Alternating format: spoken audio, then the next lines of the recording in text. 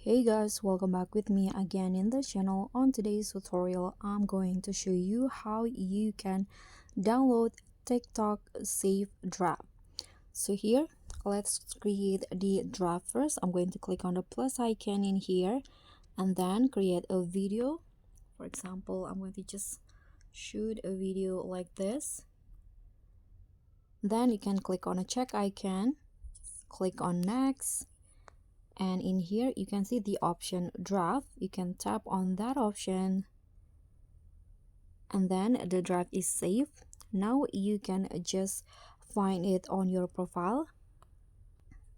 Click on your profiles in here. This is the draft video. You can just open it. So this will be open. Now you can just click on this drop down on the right panel and there will be this option to save. So just tap on save and then the video will be saved or downloaded to your gallery. And that's all from me. Thank you so much for watching. Don't forget to like, comment, and subscribe. Also, click on the thanks. Bye.